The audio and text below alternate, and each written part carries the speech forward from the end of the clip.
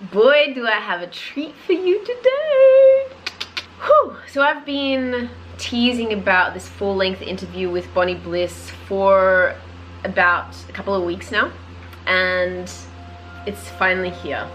I'm so excited to be able to present it to you because we cover so much in this. We cover orgasms and the types of orgasms that you can have. We cover what pleasure is and why it matters. We talk about sexuality and porn and the ethics of porn and how it affects us and our societies. We talk about advice for teenagers, for parents. We talk about the things the mainstream teaches that makes Bonnie angry because it's not in line with what we should be teaching about pleasure and women's pleasure and sexuality. It actually disempowers women. We talk about, does size matter? You know, the age-old question, does penis size matter? That's covered as well. We also talk about, you know, when rappers rap about women having tight pussies.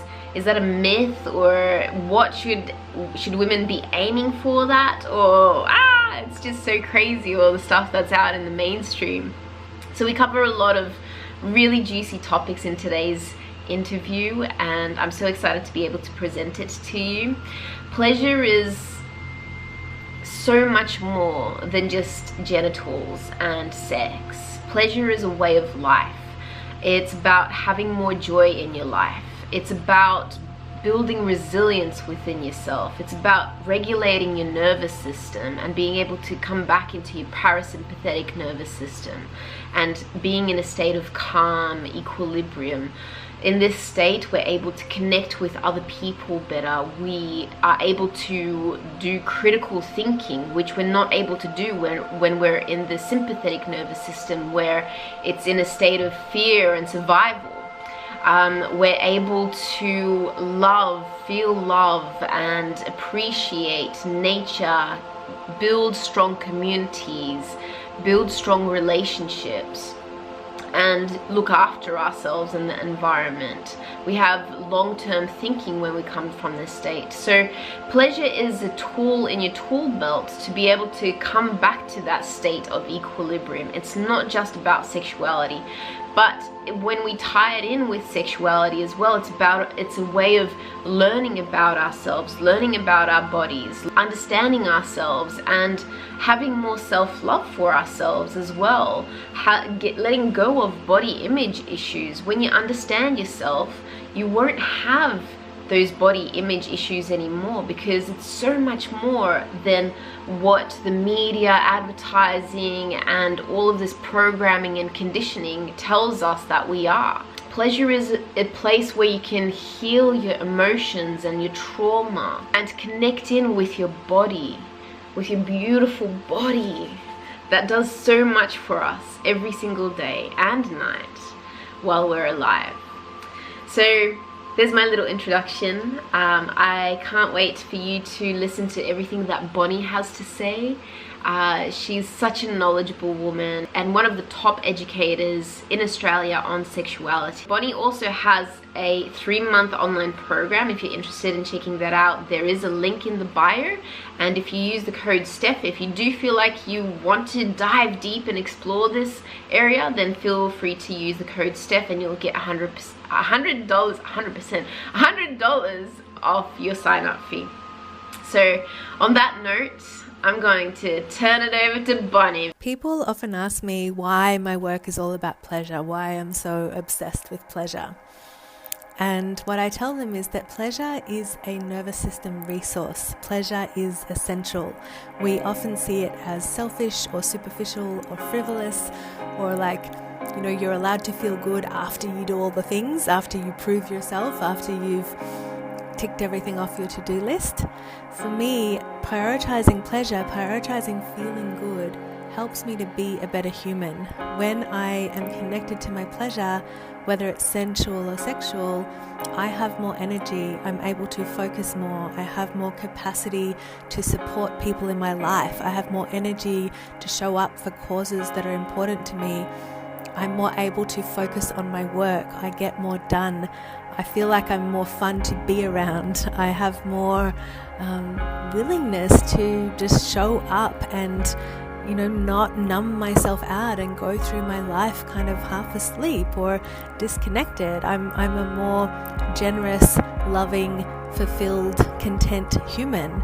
And the world needs more humans like that, because the world is a crazy place right now, and so much of what's going on is related to greed and power and control. And right now more than ever, we need ways to come together, to connect with ourselves, to support each other, and pleasure is a way that we can do that. Pleasure supports us to be more connected, resilient, fulfilled, present, loving, generous humans.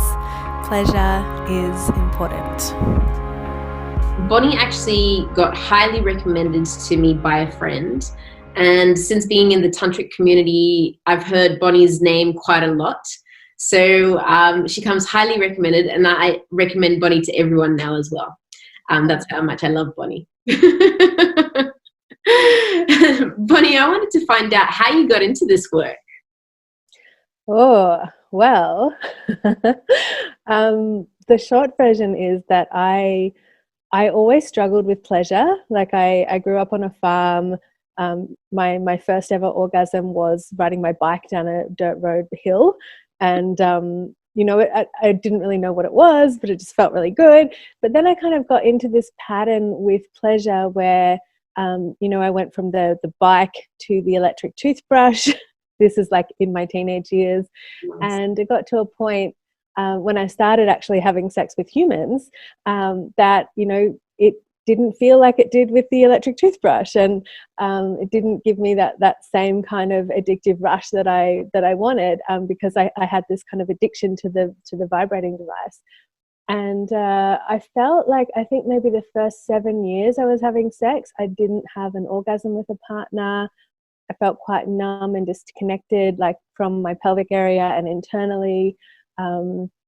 I felt like I got myself into a lot of situations where I was having sex because I wanted to feel wanted, or I wanted to feel loved, or I wanted attention, or I had really low self-esteem. So sex was a way that I got attention or got, love, I guess, or what I felt was love at the time, and that kind of led me on this path of just,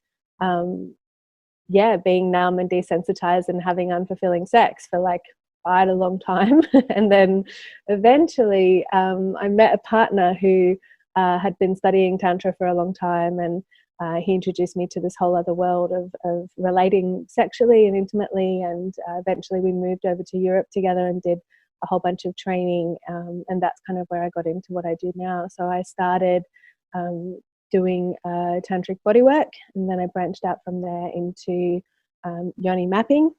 Mm-hmm. Did a whole bunch of trainings on the female pelvis. I kind of went through this phase, I think it was kind of like the first 5 years, where I just did any pelvic bodywork related training I could get my hands on or hands in, and just did lots and lots of those, and worked out that a lot of women feel really numb and disconnected, and a lot of women struggle to connect with pleasure. And through my own exploration, I discovered that pleasure is a learnable skill, and that I can connect with it whenever I want. It's just a matter of using certain tools and practices and approaches to how I move through the world in a body and as someone with a vagina. So it just, and then I guess I kind of just got to, like, I had certain experiences with partners and in bodywork sessions, and also in my own exploration, that just blew my mind and made me feel like, holy shit, like, why wasn't I told this? Why weren't we told this? Like, someone made a mistake here. Like, someone should have told someone about this, because this is not what I thought sex was, or this is not what I thought pleasure or orgasm was.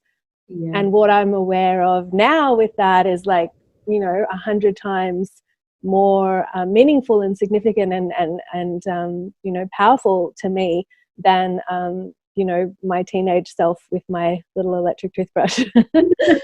Did your parents always assume that you just really loved brushing your teeth? I don't know, actually. Yeah, I'm not sure about that. But I know with the bike, riding the bike down the hill, because I just go for hours, you know, and I just keep riding my bike down this one hill until the feeling went away.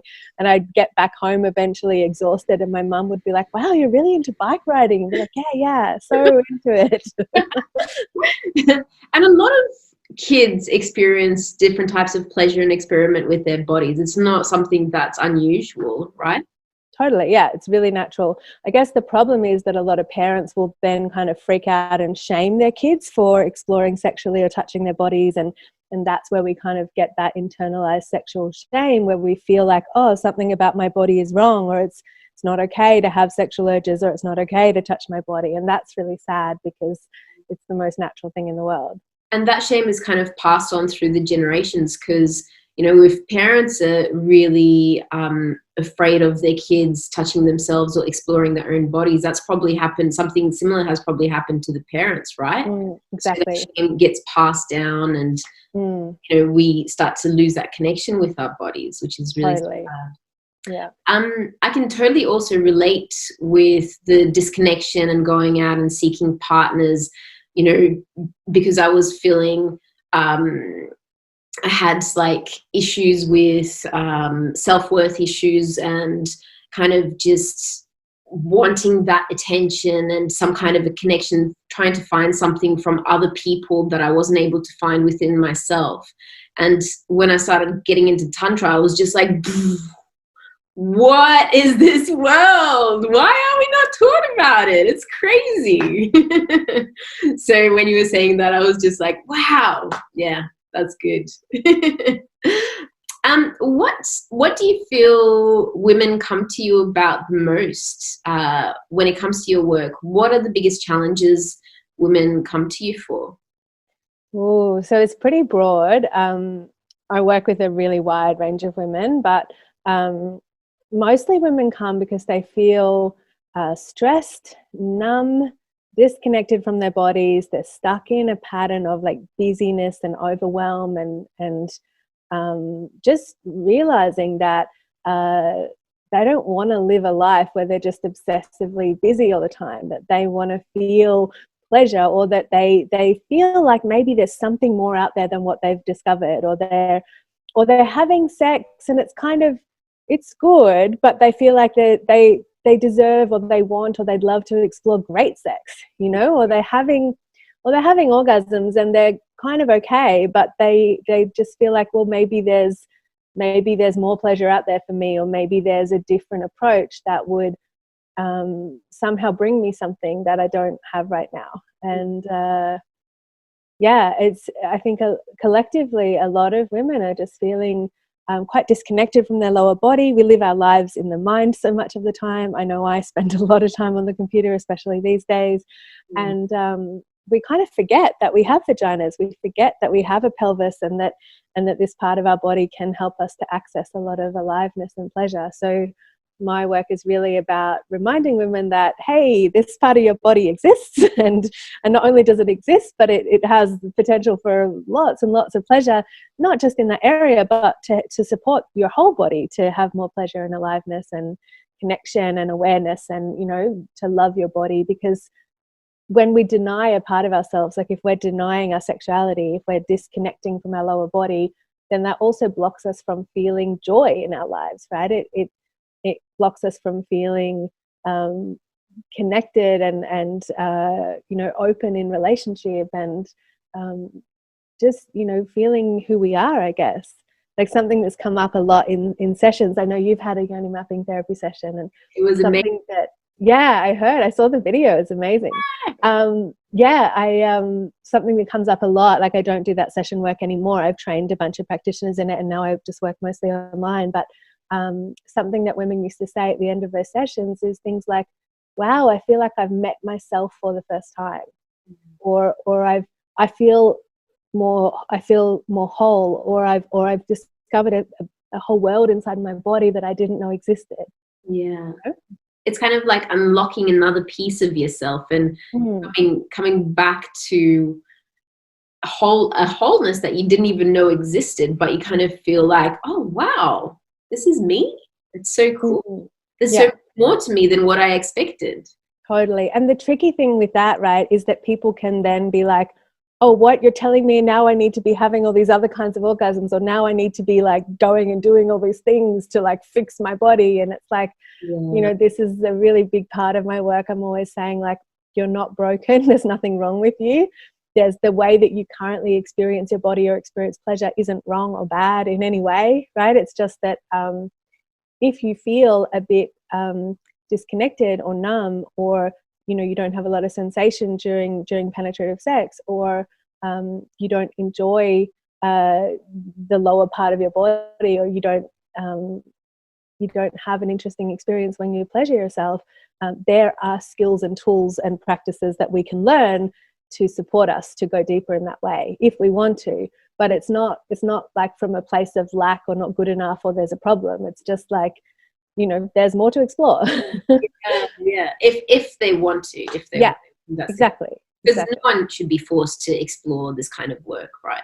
Totally. And you know, there are people who would identify as asexual, where they just, you know, it's just their part of their path and their journey is just, I'm not a sexual person, and I'm not interested in exploring that at all, and that's fair enough.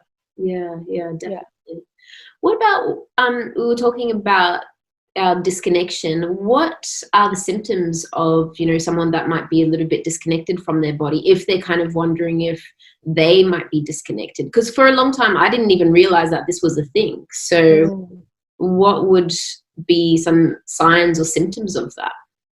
Oh, that's a great question. Yeah, I mean, I know that myself, and I still, you know, just because I teach this doesn't mean I'm immune to all the challenges, right? Like I've been so busy lately, and I notice my body building tension. I notice like my back and my shoulders, and you know, parts of me like I've just got to get all these things done, you know. So it's that bodily tension is a big factor.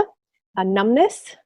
Feeling just desensitized, not having a lot of sensation, struggling to actually be present with someone during sex. So if you find that when you're with a partner and you're really you dissociate from your body, or you're just trying to get to the goal, or you're not like actually enjoying the experience of intimacy, you know, that could be related. Things like that.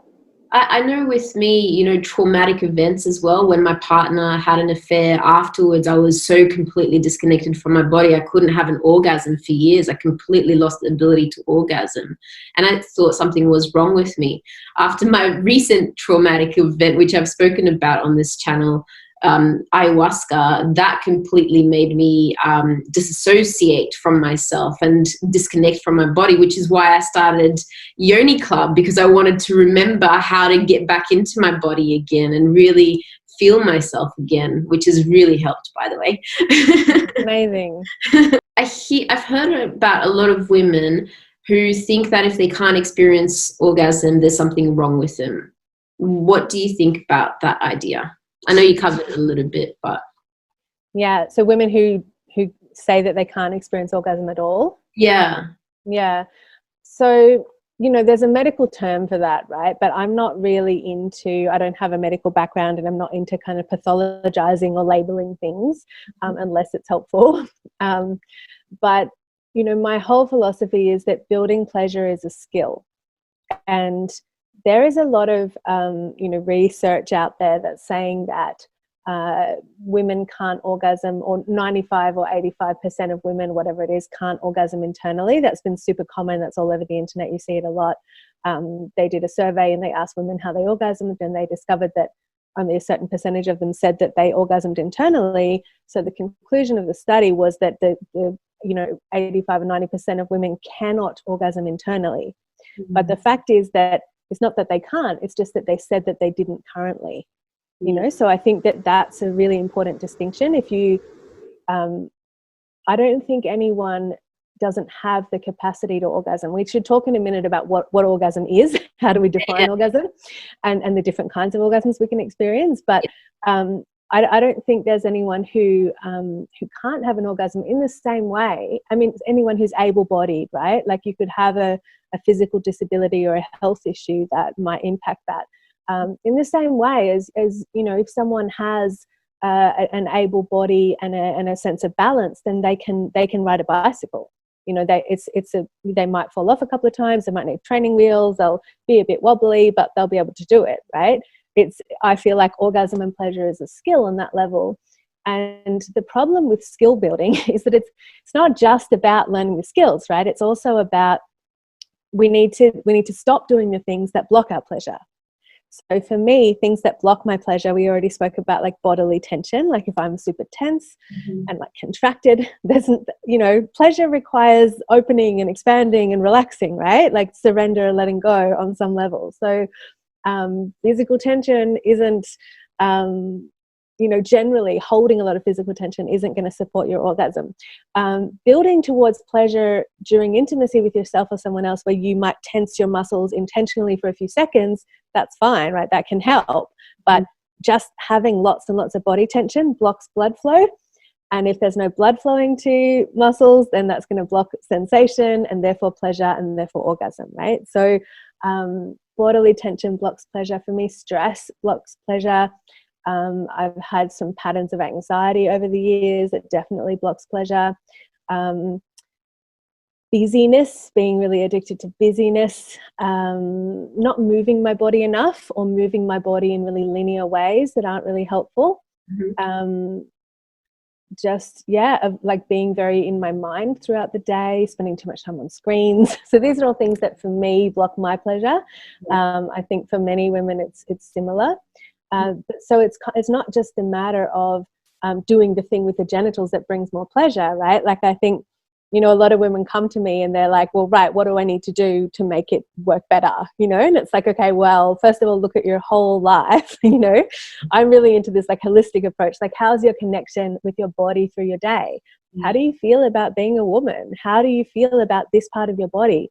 Have you had medical procedures there where you felt invaded upon? Have you had really intense, challenging births? Have you been through, like me, have you had lots of sex when you were really drunk? Or have you been through some kind of sexual abuse or trauma? Have you used this part of your body in a way that was maybe aggressive or violent? Like I can think about, my earlier kind of self-pleasure sessions, sometimes with the electric toothbrush and stuff, or other times, like I've been it's been like, right, vagina, you've got to, it's like, it's almost aggressive.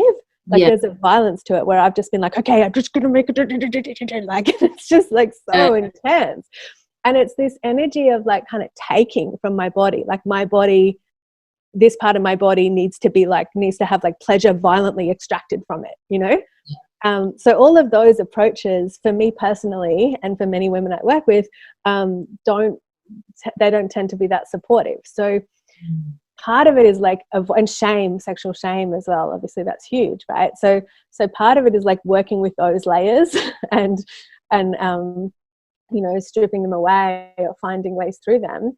And then the other part of it is like the actual pleasure building. And so what I would do for that, some of my main philosophy around it as a holistic sex coach is around like, well, what's your connection with pleasure in your life? I know I see a lot of your stuff that you post, which is amazing, where you're just like really connected to nature and like animals and like in the world, and I think that's people who have that orientation tend to be more connected to pleasure in their body, because it's like it's your relationship with the world, right? It's your relationship with the senses and with what's happening around you.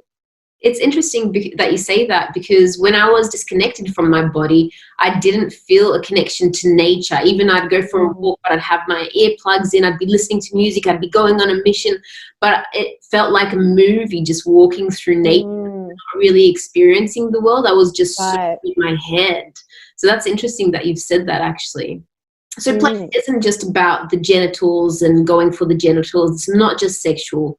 It's, experiencing joy in the world as well. Yes. Yeah, exactly. And like for me at the moment, right, like I think we go through phases, and sometimes we feel super sexual where we want to get really involved in our genitals and, have lots of sex or self-pleasure really frequently. And sometimes we go through phases where that's not, what we want that week, right? And at the moment I can say like I'm not feeling hypersexual. Like I go through phases. Right now I'm not in a hypersexual phase. But I'm feeling really connected to like aliveness and sensation in my body and in my world. And for me, what that looks like on a daily basis is like, you know, looking out the window and seeing the breeze moving the trees, or you know, eating yummy stuff from the garden and really tasting, having the taste experience, or you know, going and lying on the grass and seeing butterflies around me, and just, you know, just like enjoying the natural world. And even that might sound a little bit strange, but even that can actually be orgasmic. Like we can, if we sensitize our bodies, you know, through our engagement with life, through our touch, through our movement, through just how we are, you know, as humans in a body through our day, we can open to incredible pleasure that's not even genital, and even orgasm that's not even genital, you know. And that's I guess like a big fascination for me. Obviously so much of my work has been about the pelvis and the vagina and bringing pleasure and orgasm to those areas, and I've loved that. But now I'm like, oh God, I can have an orgasm just from thinking about it, or focusing on something, or looking at a tree, like, and that's cool too. Wow. I haven't reached that stage yet. That's amazing. Please. Well, it depends how you define orgasm as well. Well, let's go into that. How do you define orgasm? What types of orgasms are there? Well, I know you've been exploring this through Yoni Club. So I guess like for me, so there's what I've spoken about before, which is the tension-based orgasm where you're just rubbing the clitoris, right? In a way where it's designed to like tension, release. And I want to be super clear that there's nothing wrong with that kind of orgasm. If that's what you're into, totally go for it. What I found is that for me, when I only focused on that kind of orgasm, I missed out on all kinds of other orgasmic pleasure, you know, in my genitals and in my whole body. So, and because I've done that so much, you know, like I don't know how many thousand times I've been in bed at night, like, you know, it just got to a point where it felt boring, and it felt kind of afterwards I would feel a bit drained or a bit exhausted, or like not feel more connected to myself. You know, I would feel like there'd be this build up, and it's like, oh, and then it's like, oh, you know, there's like this flat, it's like, oh, okay. Yeah. You know, it's like almost like a letdown. Mm-hmm. And then you can have an orgasm that's where you're, you know, it comes from stimulating the clitoris, but it doesn't feel disappointing afterwards, right? It feels more expansive or opening, or you feel more energized afterwards, right? That's a different kind of clitoral orgasm. Then there are orgasms from different parts of the pelvis. So you can have an orgasm. So the G-spot, you know, there's a lot of new stuff around saying the G-spot doesn't exist, or it's a bit complicated, all the science around it. But basically it's an area, I see it as an anatomical area that when stimulated, so it's at the roof of the vagina. I can show you on this. This is my vagina cushion. And the roof of the upper wall is this bit here, right? So it's like that area. There's like the pubic bone and then the back of it, and it's connected to the clitoris. It's all related, right? It doesn't matter exactly. There's like a lot of nerves, and you know, it's part of a larger complex system. But the fact is that it's a different experience of pleasure than when you rub on the pearl of your clitoris to when you stimulate the inside wall, right? It's just people experience it differently. Yeah. Then there's an A-spot orgasm. So the A-spot, for, you know, if you're watching along at home, if you reach your hands down and feel where your pubic bone is, mm-hmm. and then you feel just slightly above your pubic bone to where it starts to get fleshy again, that is your A-spot, or also known as the anterior fornix erogenous zone, and which basically just means a spot that has the potential to feel good on the upper wall of your vagina. And that can be quite pleasurable. And then there's also a couple of other zones internally, like the K-spot and the P-spot, or they're known as the K-spot and the P-spot, but the bottom wall and the inside of the coccyx, that can be pleasure zones, that can be pleasurable. And then my favorite pleasure zone internally is the cervix. So a lot of us might associate the cervix with pap smears, right? Or with sometimes painful sex when you're having sex and it's maybe too hard or too fast or too intense, or maybe you didn't have enough foreplay, or you know, obviously periods and, you know, medical procedures and birth and all of that. But what we know about the cervix is some really amazing research done by Dr. Barry Komisarek a few years ago now, where he discovered that the vagus nerve ends in the cervix. The vagus nerve is one of the most powerful nerves in the body, relates to heart function and all kinds of other things, and really supports the nervous system to function better. It supports us to feel more safe, more regulated, more connected when we stimulate the nerve, the vagus nerve, gently, right? So that area, like if we're having lots of hard, fast, intense sex that's maybe not right for our body, or in a way that doesn't feel good, that can cause like an armoring in the cervix where it kind of shuts off from, connection and pleasure and good things. But if we gently connect with it and lovingly connect with it and explore it, we can really open to incredible states of orgasm through the cervix. And I think this is important to, it's a big focus of mine, because I feel like in modern sexology, even a lot of really quite well-known sexologists, they're very focused on like the clitoris is the source of all orgasm, and we should all there's no point, women shouldn't bother having penetrative sex because all our pleasure comes from the clitoris anyway. So if we have penetration, we should only do it because a partner wants to, but actually our bodies are not suited to penetrative sex. Like there's actually a narrative around it. Yeah, and it makes me really angry, because it's like, okay, it depends, right? It depends what's the purpose of sex. If the purpose of sex is orgasm, and the easiest way for you to have an orgasm is on your clitoris because that's what you're used to, then yeah, for sure, right? Then you want to have if your goal is, when I have sex, I need to have an orgasm, and the clitoris is the easiest way to get there, then sure. But, if we completely avoid connecting with this whole internal zone, like first of all, it's pretty amazing area. Like it's how babies are created. Like it's a cool thing. Like I'm very pro penetration myself.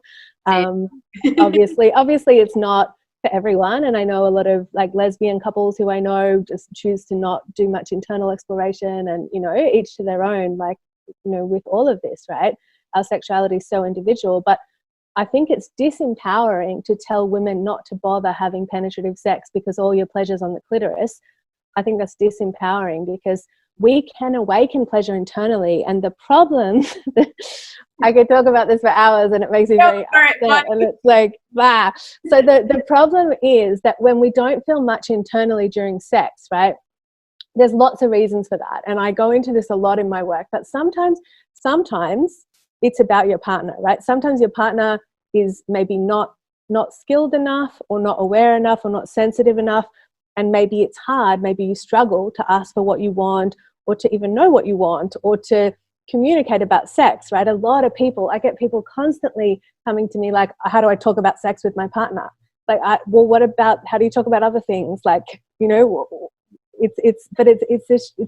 shame, there's a taboo around it, and we get scared of feeling rejected or saying something wrong, or, it's very vulnerable. So sometimes it's about that. Sometimes it's about sexual communication. Sometimes it's about, being really stressed and exhausted and tense and anxious, right? Like when I'm in that place, I don't feel pleasure at all. Like there's no way I'm having orgasms from that place. I can bang out a really tensiony clitoral orgasm anytime. That's possible. Yeah. But I'm not going to have internal waves of pleasure and sensitivity and orgasm when I'm really stressed, because that requires it's more vulnerable. That requires that I feel more relaxed and open, and that I can really let go on some level, right? So, there's a lot of layers to it. And a lot of the time, a lot of women I work with have some form of pelvic tension.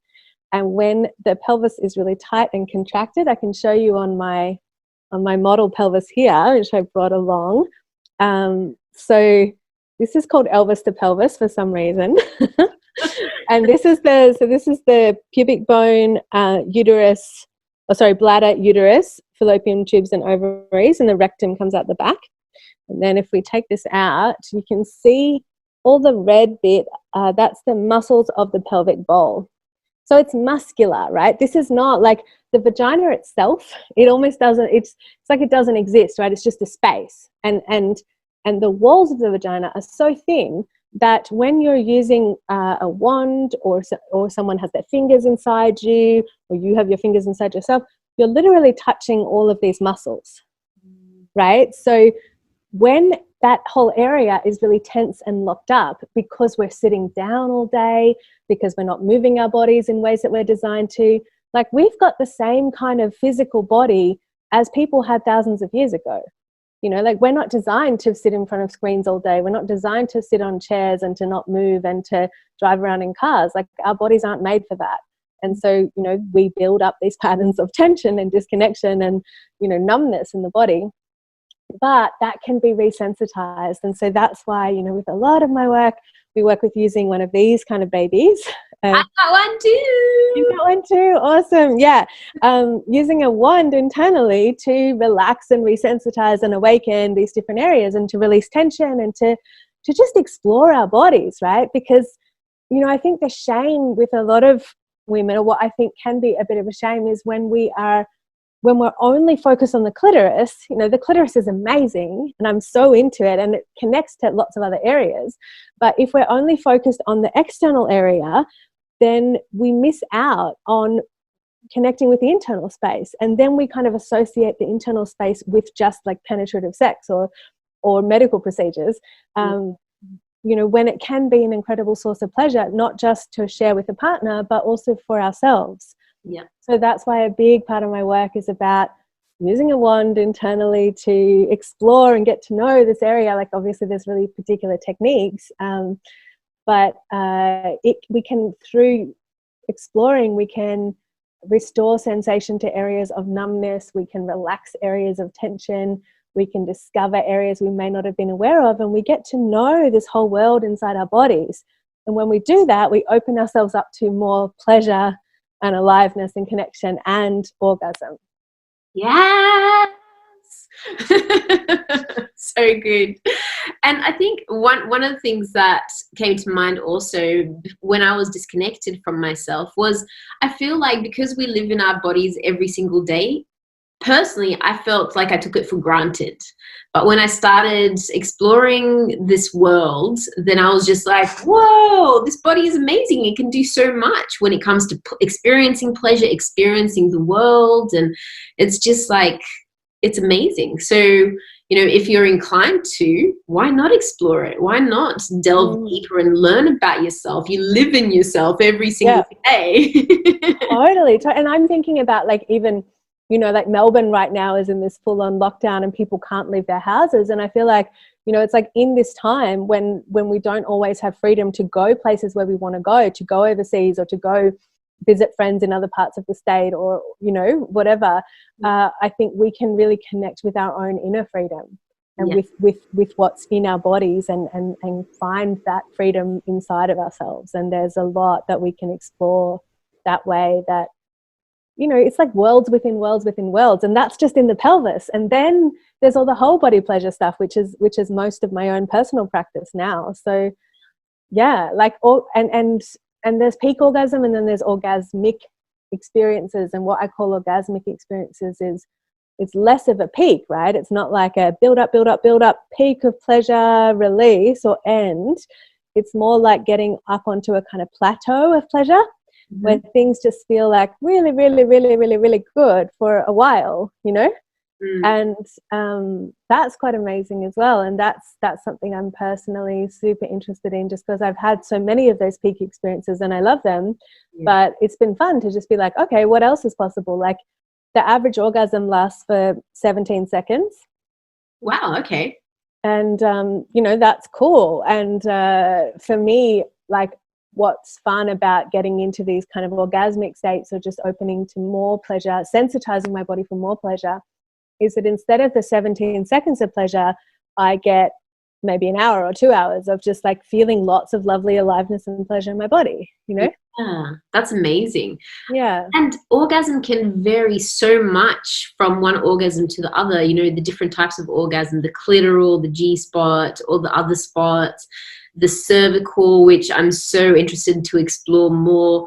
But it can, like, the duration of it as well. For me personally, when I first had a cervical orgasm, it's like I just saw a light. During my yoni mapping session, it was the second time that I felt an orgasm with my cervix. It felt like I felt God. Wow.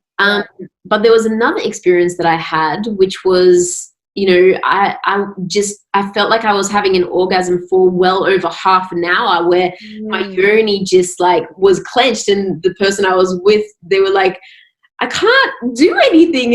I can't even get in there. But I was just like in so much pleasure and enjoying myself so much. So it's just amazing that we don't learn about all this stuff, that there's so many different variations. And I heard that you can have nipple orgasms.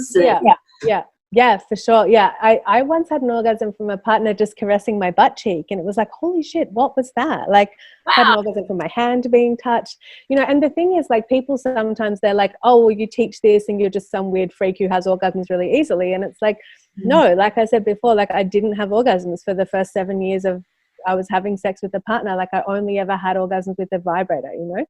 And it took me a really long time to learn how to do this and how to sensitize my body. And you know, I think what's important also to mention, right, is that like people are like, well, why are you so obsessed with pleasure? Or like, what's the point of that, right? Like, isn't that selfish? Maybe you're being selfish. Maybe it's superficial.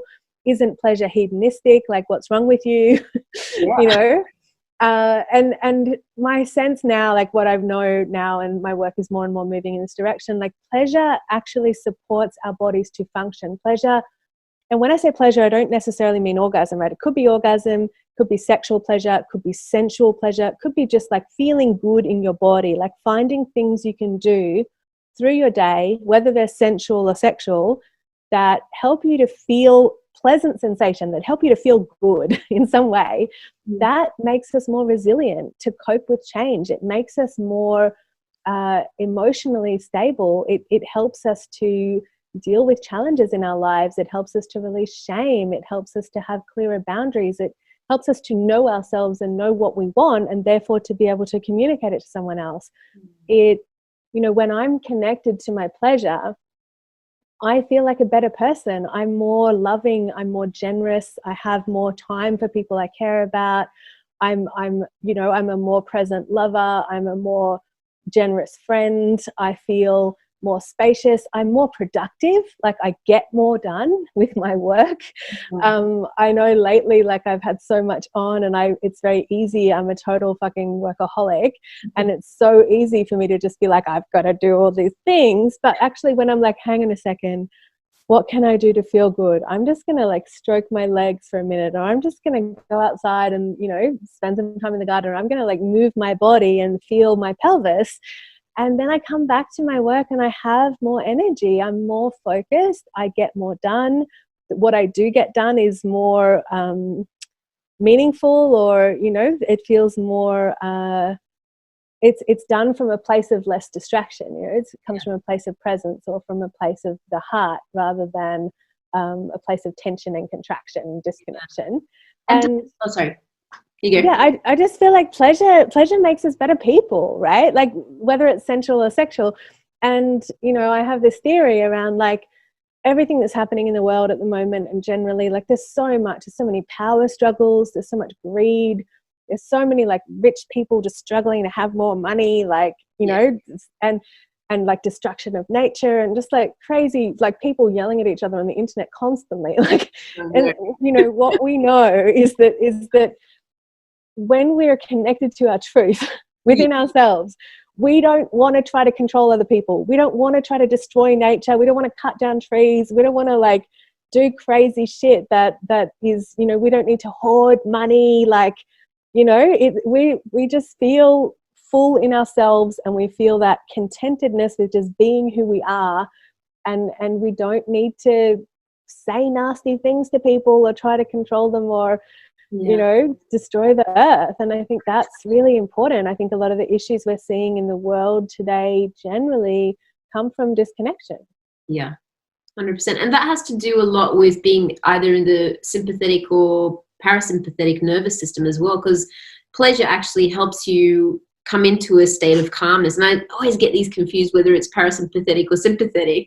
Parasympathetic is the more calm one. Yeah, and I know that when we're in the parasympathetic nervous system, we connect with our community, we build relationships, we come from the heart, we actually have like long-term goals in thinking about long-term goals, but when we're in the sympathetic, that survival mode, so you're constantly like hoarding because you feel like something's going to happen. Exactly. You're screaming at others because you just want to save yourself. Yeah, you're running away from a tiger. Like your body's ready to run away from something or to take action or to protect yourself. Yeah. Yeah, exactly. Rather than parasympathetic, where you can like rest and digest, right? It's like where you have the space to be like, oh, cool, okay, what's happening? What's around me? What do I want? What's happening next year? Instead of like, holy shit, there's a threat right now. You know, it's like a state of threat.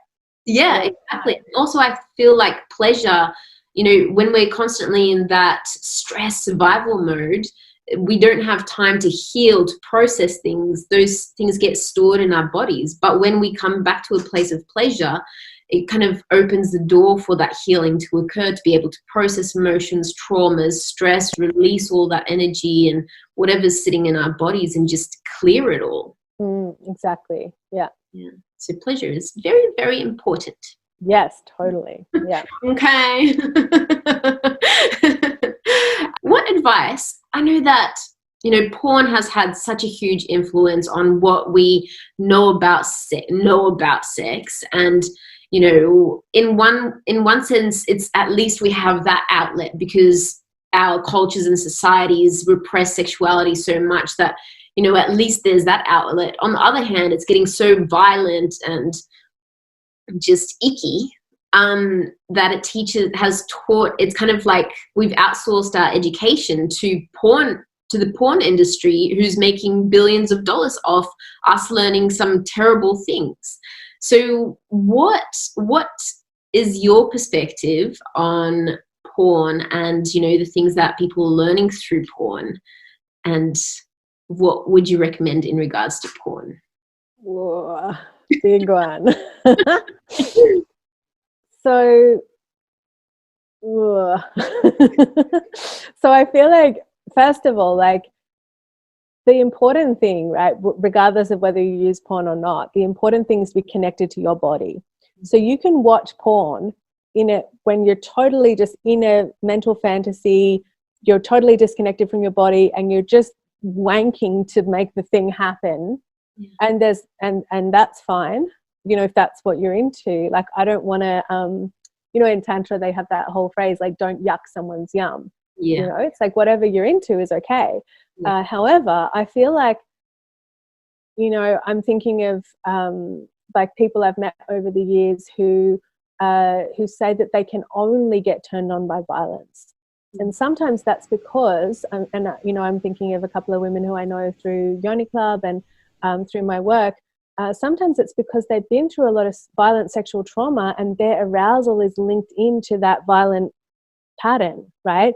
So they get turned on by violence even though it's not what they truly want. Right. You know? And so that's the nervous system setting itself to that program, essentially. Yeah, it's a trauma. It's like a trauma bond, you know, and it's complicated because it's really hard to know when it's that and when it's just a kink, you know. And I think it's like when you absolutely need to be violently abused in order to feel aroused, like sometimes there would be a trauma situation there, you know, some kind of nervous system impact that you could look into in therapy if you were interested. And so the thing with porn is that because we are collectively quite desensitized from our bodies, the porn has become more and more and more intense, right? So because, like you said, it's getting more and more violent. There's a lot of ethical issues with porn, obviously, with all the trafficking stuff that's come up recently. That's been really, you know, it's been going on forever, but it's been talked about more recently. There are issues around, you know, people who act in porn maybe not getting paid appropriately or being held against their will or having, you know, like there's ethical issues there that I think are important to factor in the same way that we think about, well, where does your food come from? You know, do you want to, like, is that child labor or whatever, right? But you know, it's hard to separate. However, then there's also porn that is, you know, there's feminist porn, there's porn that's made by women for women, there's porn that's made with actual storylines in it, you know, like where there's There's porn that's made, I don't know if you've seen the one where it's just people's faces when they're having an orgasm. Have you seen that? Yeah. Yeah, like that's really cool, you know. Yeah. I'm like my personal journey, I've never really watched porn. I'm personally not into it at all.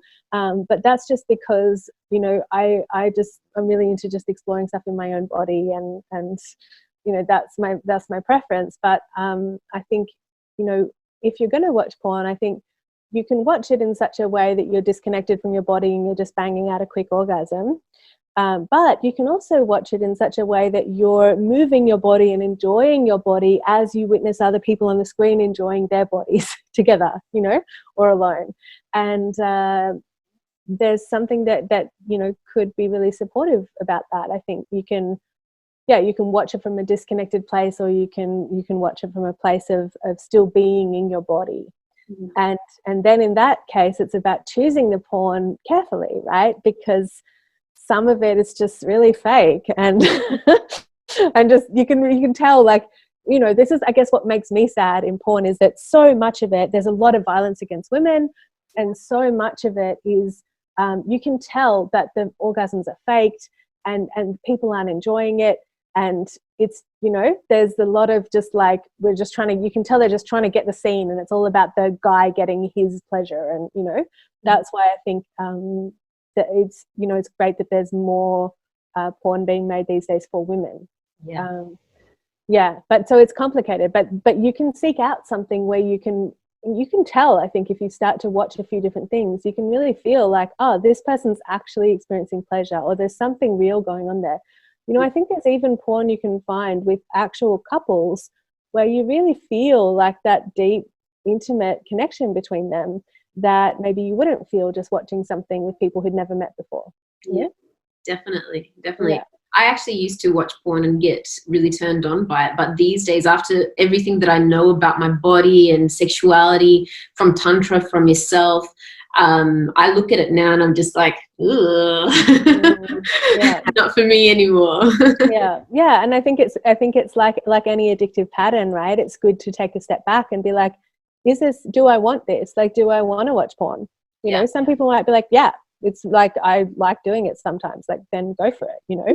But ask yourself, like, is it what I want? It's kind of like, if you have a habit of, you know, like, sometimes for some people it's so easy to, like, I've been through phases where I'm like suddenly eating a whole block of chocolate a day, you know, and it's like, hang on a second, do I want to eat a whole block of chocolate every day? Like, you know, is that really helping me? And just reflect, like, is this what I want? What do I want to do instead? How can I, and like any addictive pattern, you want to replace it with something that's supportive. So, okay, maybe I don't want to watch porn so often, or maybe I don't want to watch it at all. So instead of doing that, I'm going to really discover and explore my own body.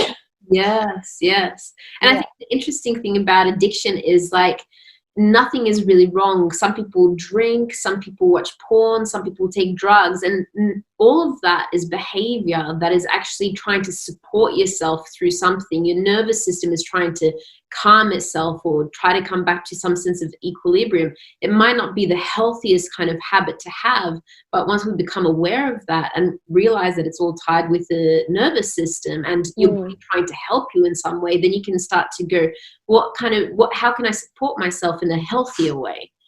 Yeah, like coping mechanisms, right? Yeah, exactly. Yeah, totally. With porn, obviously, one of the big concerns a lot of people have is that teenagers are learning about sex through porn. What advice would you have for teenagers about sexuality? Or teenage girls, maybe. Teenage boys, I don't know. Yeah, I mean, it's tricky because the average age that kids are exposed to porn now, I think, you know, even 3 years ago, I don't know the recent stats, but 3 years ago it was something like 12 for boys or 11 for boys and 12 for girls or something. Like, it's really, really young. And it's scary because then they're kind of thinking, because their family aren't having real conversations about sexuality, so they're kind of seeing all of that. And maybe they're not getting a decent sex ed in school, and then they're seeing all of this stuff in porn. It's like, well, that's what people want to do with sex. That's what's real sex. Have you seen that ad from New Zealand about porn? The porn actors come to the kids' house. It's so good. I love So it. good. And it's like, yeah, and their mum is like, well, okay, let's have a conversation about this. So I think the most important thing for parents is to like really talk to your kids about sex all the way through their childhood in age appropriate ways as things shift. You know, it's not, the birds and the bees is not one conversation, it's an ongoing one. And you know, if you don't teach your kids about sex, they'll hear about it from someone else, they'll hear about it from the internet and from porn. And you know, so I think that's an important thing as a parent. Mhm. And for teenagers, it's you know, it's important to remember that your body is not a commodity for someone else. Your body is not something to be taken from. Sex is not something you give to someone else to you know, feel good enough about yourself. I mean, I've used it for that, but it's not sustainable long term. You know, it's your sexuality is a beautiful thing, and it's yours to explore and enjoy. And I think really taking the time to be curious about your body and exploring is really powerful. And I really, I think there's something to be said for really getting to know your own body before you go into sharing it with someone else. And of course, we can also learn about our bodies through sharing them with someone else. But even for people, you know, not just teenagers now, but even for people in relationship, you know, I'm thinking of a friend who I was asking her about her self-pleasure patterns because she worked in my field, and she was like, what do you mean I've got a partner for that? Like, why would I touch my body? Like, I've got him, you know? And I feel like, I don't know, like, you know, whatever you're into, again, right? But for me, exploring and connecting with my body has been something I can bring to a partner, you know, has been something I can, having that awareness of myself and having that experience of my own body has been a really beautiful gift to bring to someone I'm seeing and be like, hey, here's what I'm exploring. Do you want to play with me? You know, like it's allowed me to go much deeper in my sexual intimate relationships over the years, because there's been that sense of curiosity and exploration rather than just outsourcing my pleasure to someone else. So I guess my main advice, and this is for anyone, would be don't outsource your pleasure. Like, definitely find a partner or be with a partner or support your partner to give you pleasure, right? Like, that's important, being able to give and receive pleasure and share intimacy and connection with someone. But if all of your pleasure comes from someone else, then that's a little dangerous for a few different reasons. Yeah, definitely. And after being in a relationship for 13 years and having that same attitude as your friend, I can say, you know, being single, knowing my body and knowing my needs and what works for me and what doesn't has actually led to having much more fulfilling sexual experiences with people that I do see, instead of just kind of guessing and just not getting it right and all sorts of things. So it's been, Totally. yeah, that's been very interesting. Sorry, my dog has decided to come and say hi as well.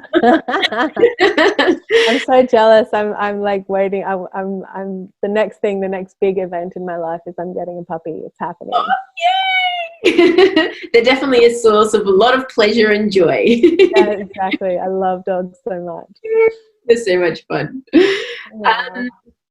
And I guess going, like, what about, how has learning about your body through this pleasure path helped you with self-acceptance or understanding your body, self-love and body image? How has that helped you? Oh God, it's been huge. Yeah. I mean, I really struggled with I've always struggled with body image. It's been a theme throughout my life, and I'm I'm kind of probably a natural size 12 to 14 Australian. Like, I've always been naturally curvy. It's just like how my body's built, and then my size fluctuates as well. And I used to always see my body through the gaze of someone else. I was constantly looking in the mirror like, well, this looks like that and that looks like this, and I've got to suck in that, and I've got to, so that he'll be into me, or so that I won't look fat, or so that I won't feel fat, And what has happened through my exploration with this work is that instead of focusing on what my body looks like to someone else, I'm focusing on what it feels like to be in, like what it feels like just to live in my body and to move through the world in my body. And that's amazing, because it's just like, God, like how much pleasure can you feel just from having a dance, right? How much pleasure can you feel from a self-pleasure session? Like that should be, you know, something to consider. And not just pleasure, but just, you know, how much can you enjoy being in your body? And the pleasure doesn't even need to be like epic, crazy, orgasmic pleasure, but just feeling like subtle aliveness and connection, you know, like so beautiful and nourishing, and, you know, takes you out of that self-judgment.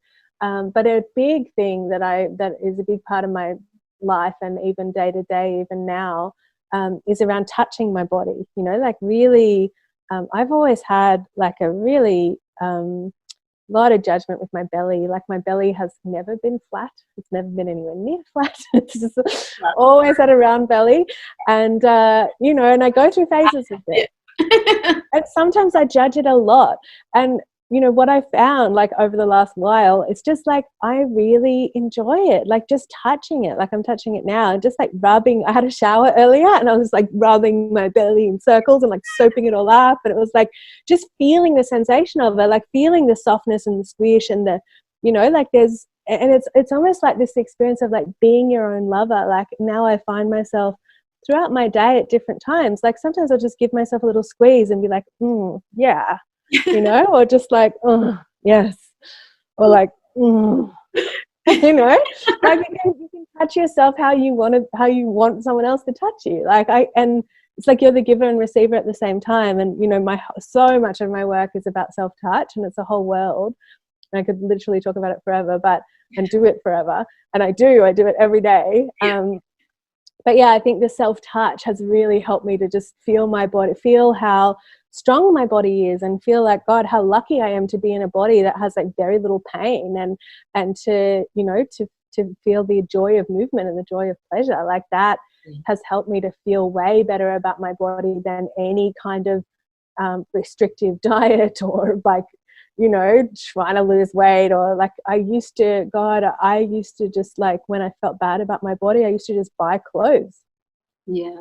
Just buy more clothes. Like that was my thing for years. I would just buy clothes, like more. This dress is going to make me feel good. This one, this top is going to, this swimsuit is going to change everything. Like it's who's in the swimsuit, right? But it's not an external job. It's all of an internal job, and how we feel about ourselves. Exactly. And then when you feel good in your body, whatever you put on, you're like, fuck yeah. That's so true. I'm amazing. Yeah. Yeah. Yeah, that's awesome. I think we've covered a lot today, Bonnie. I don't want to take up too much more of your time. Actually, there's one more question that I wanted to ask you. And that is, does penis size matter? And I know you have a really awesome answer to this. That's why I'm like, yeah, give me the You're asking it because you know the answer. Yeah. Yeah, that is a great question. I do get asked it a lot. So size, there's this whole thing around size matters, right? Size matters. And it does matter, but not in the way that we think of it as mattering. Not in the sense that you know, for heterosexual couples, that you want to be with the partner, for the women want to be with a partner with a monster cock. Like that's not necessarily true. Yeah. So the situation is this, that in the same way that you have different penis sizes, you have different penis thicknesses and sizes. And any heterosexual woman who's had a bunch of partners over the years will know that, right? There's penis size is a thing. Yeah. And in the same way, vagina size is a thing. And we can have, you know, I've discovered that I have quite a deep vagina. Some women have quite a shallow vagina. As someone who, like, in my bodywork sessions over the years, I have worked with, you know, pelvic bodywork for thousands of women, and they have all different kinds of internal worlds going on in there, and different depths, and all of that. So what's important is compatibility. So for me, because of my deeper vagina, I kind of do need to have partners with like medium to large penises.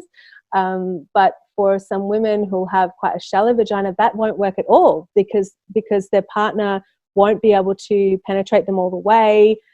they'll feel like it'll hit on the back of the pelvis, the sacrum area, the coccyx, and it'll be uncomfortable. It'll be potentially a bit of a problem for everyone, depending on how wide the incompatibility is.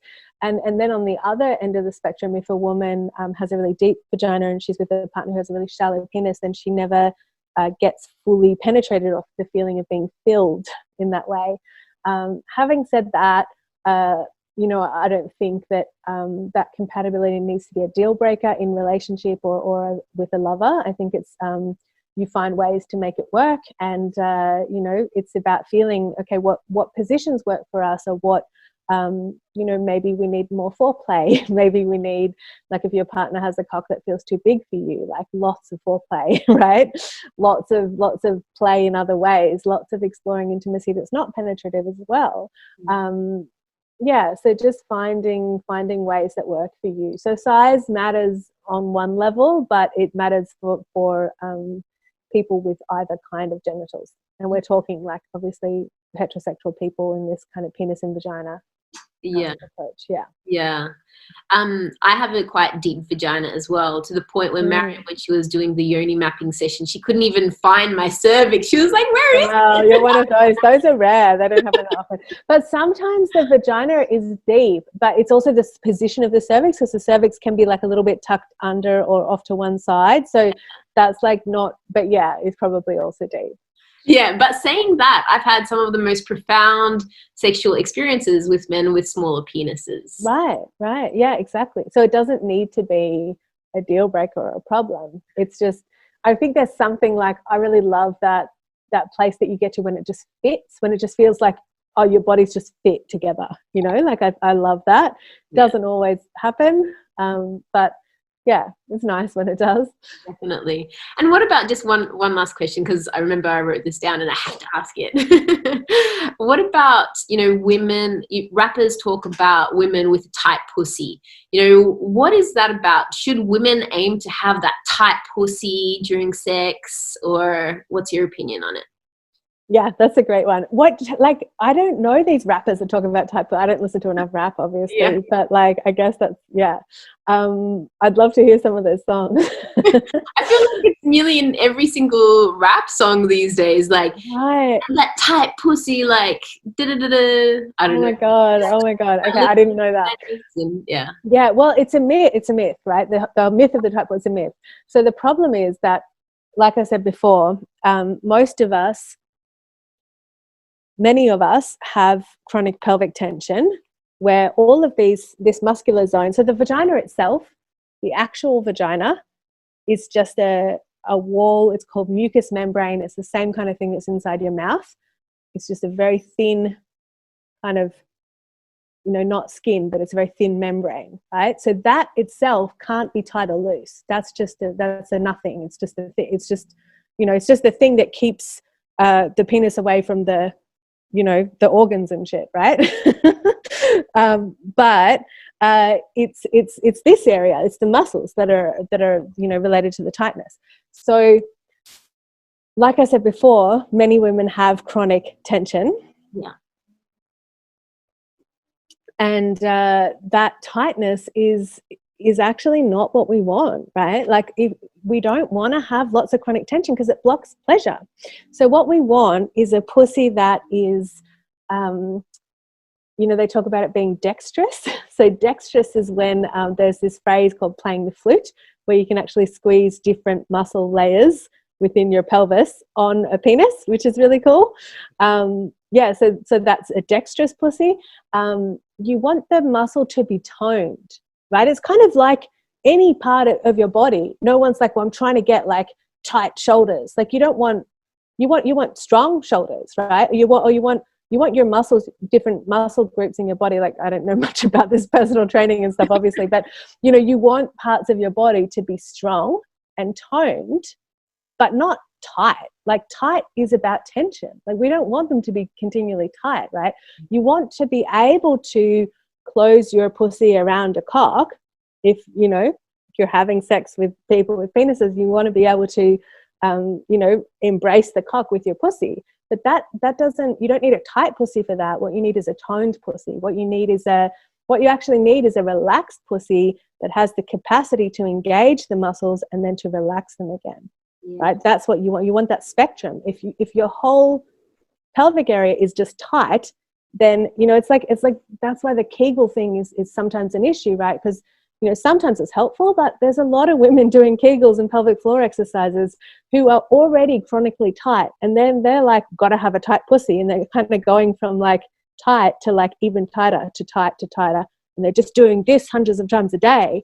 It's like, whoa, like not what we want, right? Like we want a relaxed pussy that can melt open, and that can be dexterous and toned and, you know, alive, right? And aliveness doesn't come from chin chin. So yeah, the tight pussy thing is a myth. Obviously, like, things can change in that area after childbirth, and I always recommend women go to see, you know, like a pelvic floor physio or a urogenital osteo, or there's some midwifery people that can specialize in bodywork for afterbirth care. There can be prolapse and all kinds of, you know, different things that will affect how sex feels, and it will affect how sex sometimes can affect how sex feels for a partner as well. But that's not about tightness and looseness, you know, it's just about how everything's functioning down there, how the muscles and ligaments are responding, where the organs are. And there are things that can support bringing that into more alignment. And there are things that you can do to bring more tone and strength and suppleness and dexterity to your pelvic area. Amazing. That sounds great. Well, thank you so much for your time today, Bonnie. It's been mind-blowing as always. And I know that this interview is going to help a lot of women, even men as well. So thank you so much for everything that you do. And I'm going to put a link down to Yoni Club as well down below, so that people can learn more about it, and to your website. And I highly recommend doing Yoni Club because it's just amazing. And if you thought that this interview was mind-blowing, wait until you get in there. Oh, thanks. A whole new level. They're going to give people a discount code, right? They're going to use the code that'll get $100 off the course. So it's the course that we're releasing soon is really cheap. It's going to be after you use the discount code, like $4.99 Australian dollars for 3 months. Cool. So I just want to keep it really affordable, and it's just this epic deep dive into all the sexual wellness and pleasure and self-care and pelvic exploration. And yeah, really excited to share it. Yeah, and it's also amazing seeing all the women, like when you get into the group and all of their results as well. It's just mind-blowing. You're doing so much good in the world. Oh, thank you. It's such a joy to share it. I'm really grateful.